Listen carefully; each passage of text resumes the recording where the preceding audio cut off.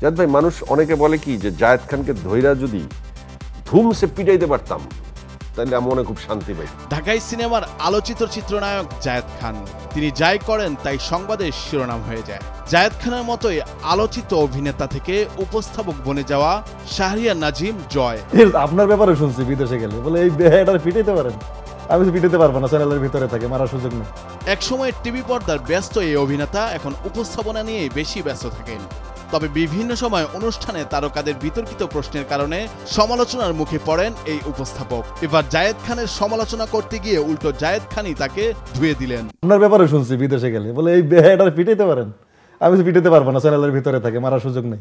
কয়েকদিন আগেও নায়িকা মিষ্টি জান্নাত জয়কে উদ্দেশ্য করে বিস্ফোরক কিছু মন্তব্য করেন, যেখানে তিনি দাবি করেন জয় তাকে লং ড্রাইভে নিয়ে যাওয়া ও চুমু খাওয়ার চেষ্টা করেছিলেন।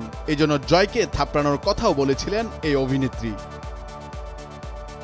অন্যদিকে জায়েদ খান ব্যক্তিজীবনের নানা কর্মকাণ্ড নিয়ে আলোচনা সমালোচনার মুখে পড়েন।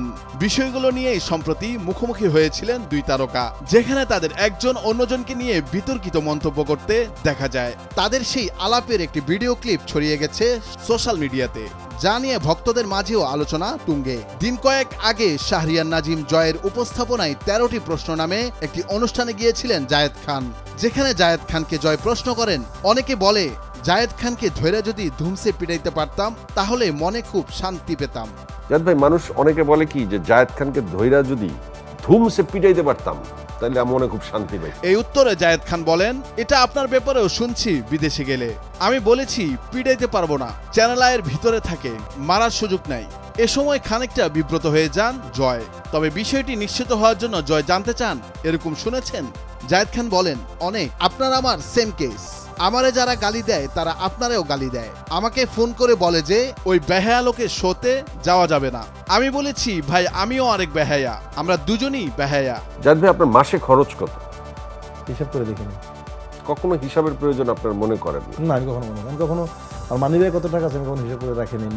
জয় ও জায়েদ খানের এই আলোচনাকে ভক্তরা বলছেন ইট আর পাটকেলের সংঘর্ষ।